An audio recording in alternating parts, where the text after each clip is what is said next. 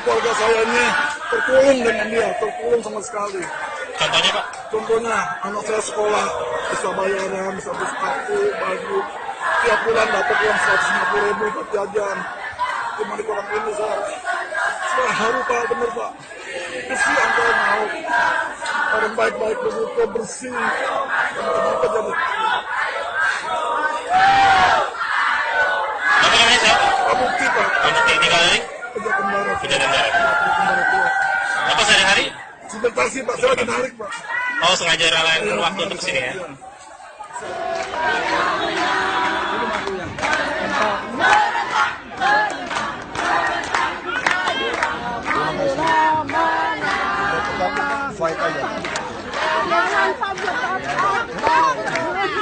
Ahok, maju Pak Ahok ya. Jangan takut Pak Ahok, maju Pak Ahok.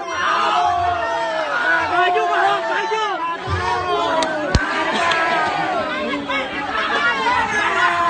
Siaran langsung.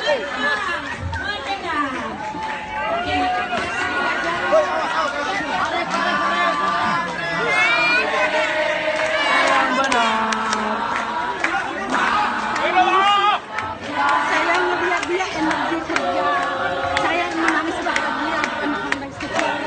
Selama 2 tahun saya bahagia. Dan pemirsa, kita akan langsung bergabung bersama rekan kami Zilvia Iskandar yang sudah bersama dengan Ketua Tim Pemenangan Ahok Jarot di kawasan Menteng. Silakan Zilvia, laporan Anda. Baik, ada yang menjadi pertanyaan paling besar adalah pasca penetapan tersangka kepada Basuki Cahayapurnama adalah apa langkah hukum selanjutnya yang akan dilakukan oleh Ahok. Kemudian juga apakah status tersangka ini akan mengganggu pencalonan dari Basuki Cahayapurnama. Saya akan langsung menanyakan itu kepada Ketua Tim Pemenangan dari pasangan Ahok Jarot, yaitu Prasetyo Edi Marsudi. Selamat siang, Mas Pras. Selamat siang, Mbak. Mas Pras, bagaimana setelah penetapan tersangka Ahok ini? Apa upaya hukum selanjutnya yang akan dilakukan? Pertama-tama saya hormati proses hukum yang sedang berjalan dan nanti kita akan rapat dengan tim advokasi, ya, tim advokasi memutuskan apa untuk apa dan kemana ke depannya. Tapi yang saya akan rasakan, kita pasti akan menuntut ke pra-peradilan dulu permasalahan yang sebenar-benarnya, karena ini sudah masuk ke ranah hukum. Kita menghormati proses yang ada aja.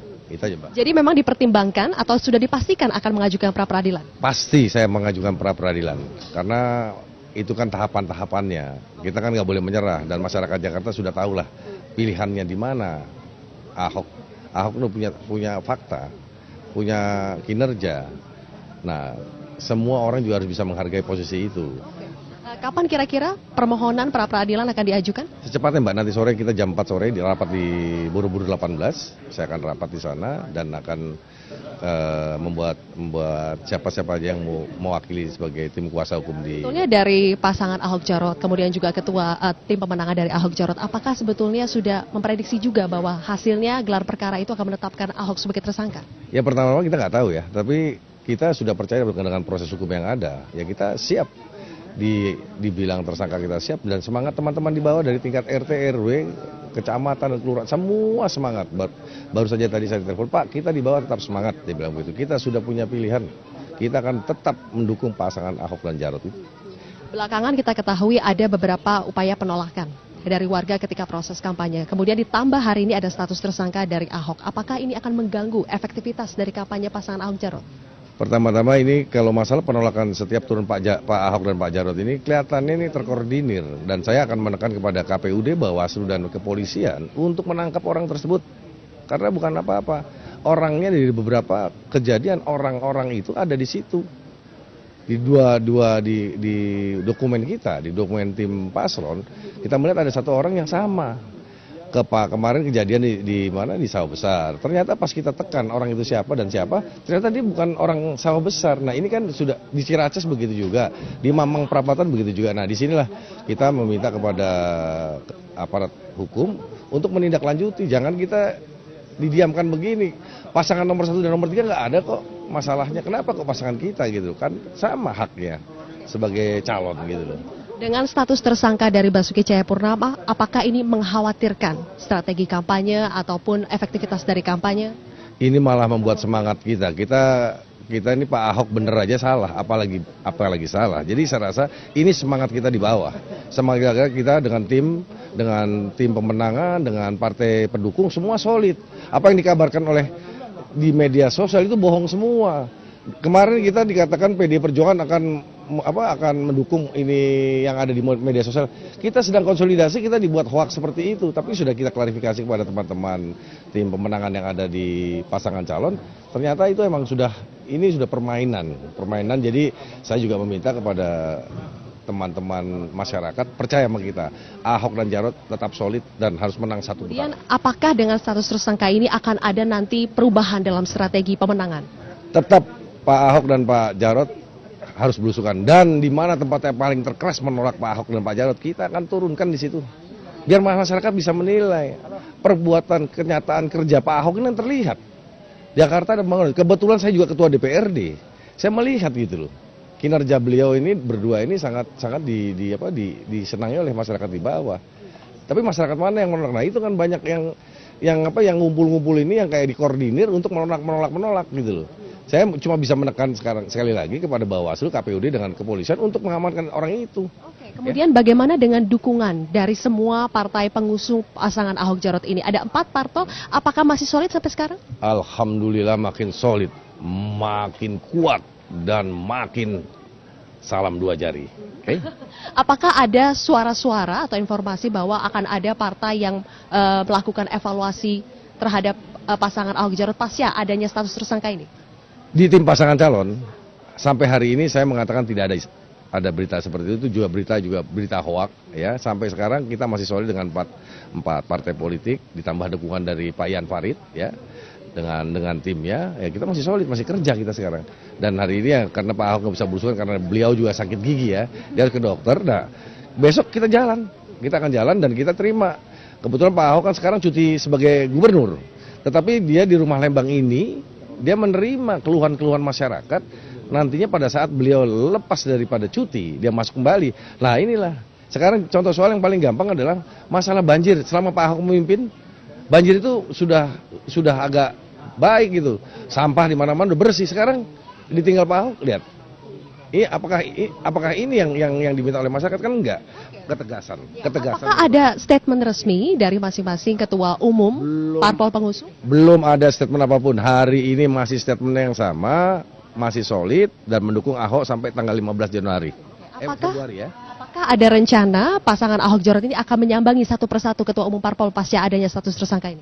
Saya rasa semua organisasi partai politik sudah tahu tanggung jawabnya masing-masing ya. Saya rasa Pak Ahok sekarang tugasnya di lapangan, dan permasalahan Pak Ahok itu adanya di lapangan, bukan di partai-partai politik. Sekarang biarkan Pak Ahok ke masyarakat. Bagaimana masyarakat melihat kedinginan tangan Pak Ahok dengan kinerjanya dengan Pak Jarot, ya silakan masyarakat. Saya rasa partai politik semua sudah mengerti tugas-tugas beliau. Dia mendukung pasti akan sampai akhir tanggal 15 Februari itu sampai pencoblosan. Ya, calon gubernur DKI Jakarta Basuki Cahayapurnama alias Ahok menanggapi penetapan dirinya sebagai tersangka kasus penodaan agama. Ahok justru menegaskan penetapan tersangka bagi dirinya harus diterima dengan ikhlas dan menjadi cambuk dalam kontestasi Pilkada Jakarta.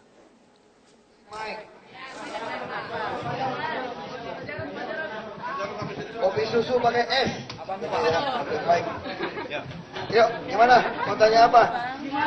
Nanti ngomong ya. Pertama-tama, kami mau ucapkan terima kasih kepada dukungan kepada kami sebagai calon gubernur maupun wakil gubernur oleh para pendukung kami. Makanya kami menghimbau kepada seluruh pendukung untuk menerima status tersangka saya dengan ikhlas. Karena kita yakin polisi kita pasti profesional menetapkan ini sebagai tersangka. Ya, kita cuma ingatkan pada pendukung, ini bukan akhir. Kita kan ada proses pengadilan yang kita harapkan akan terbuka, dan kita harap teman-teman TV juga bisa kayak kopi sianidanya Jessica, bisa ditonton semua. Dan ingat 15 Februari pemilihan, kami tetap ikut. Jadi tolong para pendukung kami tetap datang ke TPS untuk memenangkan kami satu putaran. Itu yang kita harapkan. Sehingga ini akan menunjukkan sebuah proses yang baik untuk negara kita. Saya kira ini sebuah proses demokrasi yang baik. Bagi saya ini di pengadilan bukan memperjuangkan sebuah kasus Ahok saja, Ini untuk menentukan arah NKRI ini mau gimana ke depan. Karena kita yakin setiap orang itu sama di muka hukum. Ya, saya terima kasih kepada kepolisian yang sudah memproses. Tersangka ini bagi saya sesuatu saya akan terima. Kita akan ikuti semua proses hukum dengan baik. Dan saya kira ini satu contoh yang baik untuk demokrasi. Saya kira itu. Dan untuk teman-teman yang memang tidak mendukung, saya harapkan tetap semangat. Kita buat satu putaran buat Ahok Jarot. Terima kasih. Ya, Ade, tadi kita sudah mendengar bersama dari Ketua Tim Pemenangan pasangan Ahok Jarot bahwa mereka akan mengajukan pra-peradilan sebagai tanggapan dari status tersangka Basuki Cahayapurnama. Seperti apa persisnya proses persiapan dari pengajuan pra-peradilan itu, saya akan tanyakan kepada juru bicara dari pasangan Ahok Jarot, kepada Ruhut Sitompul. Bang Ruhut, selamat siang. Selamat siang. Bang Ruhut ini kan selain juru bicara juga pernah menjadi advokat. Kira-kira bagaimana nanti persiapan untuk menuju proses pra-peradilan? Ya, jadi pra-peradilan ini kita serahkan penuh kepada tim litigasi kita, yaitu Pak Syara dan kawan-kawan, dan juga banyak beberapa pengacara juga kepingin ikut membantu. Kami terima kasih, tapi yang saya lihat tadi waktu kami rapat, karena saya orang hukum, ditanya oleh Pak Ahok, Pak Jarot, apa ada celahnya, saya katakan ada, ya.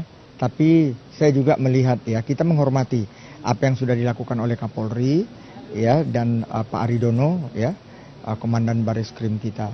Tapi karena saya seorang advokat yang cukup senior, hampir 40 tahun, saya ingin mengatakan begini, menjadikan seseorang tersangka setelah proses pro justisia, ya, karena kalau nggak pro justisia ini mengatakan seseorang tersangka, mana BAP-nya? Karena BAP kemarin kita harus jujur, BAP kemarin itu dalam rangka penyelidikan, ya. Jadi bukan penyidikan, tapi apapun kami berterima kasih, karena itu biarlah nanti tim hukum kami yang akan merembuk, ya, dengan masukan-masukan dari kami, karena apa yang dikatakan oleh Mabes Polri, Pak Kapolri juga, ini nanti mulai penyidikannya setelah selesai pilkada, ya saya rasa ini mungkin nanti perdebatan di dalam tim, ya, kami nanti memberi masukan, karena memang ini kepada semua masyarakat, ya, perlu saya informasikan, ya, kan apalagi Ahok pernah mengatakan rame-rame kemarin sudah ada tokoh yang meminta supaya dia mundur. Ahok itu sudah tidak bisa mundur. Kita negara hukum, seperti yang dikatakan Bapak Presiden, jadikan hukum Panglima. Kaitan dengan Undang-Undang Pilkada, dia sudah disahkan berpasangan dengan Jarot, dan dia juga sudah mengambil nomor urut. Dia udah nggak bisa mundur lagi. Jadi maju terus. Jadi saya lihat di sini, saya terima kasih Kapolri sangat kooperatif, begitu juga Pak Aridono. Jadi kita mengalir saja. Oke. Undang-Undang Pilkada mengatakan bahwa calon ini harus mundur ketika status hukumnya sudah inkrah. Nah, kita tahu ini proses penyidikannya sekarang sedang ditunda sampai proses pilkada. Apakah proses yang lama ini nantinya akan mengganggu tahapan-tahapan selanjutnya? Ya, jadi jujur saja itu yang saya katakan. Ahok itu sudah ibarat pepatah kepalang mandi basah.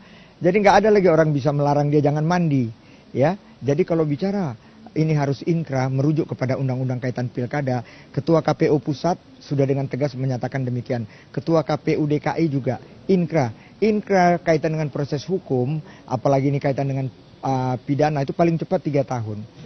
Nanti tanggal 15 Februari beliau menang, ya hitungan hari sudah dilantik menjadi gubernur. Tapi karena dia pertahanan, dia masih menjabat dulu sebentar, ya. Kita bikinlah 6 bulan, ya. Jadi maksud saya akan dilantik, dia masih bersalah atau tidak, dia masih terang benderang bisa menjadi gubernur DKI sekitar 3-4 tahun lagi. Ya saya rasa selesailah jabatan itu. Terima kasih Pak Ruhut Sitompul atas waktunya bersama kami. Terima kasih.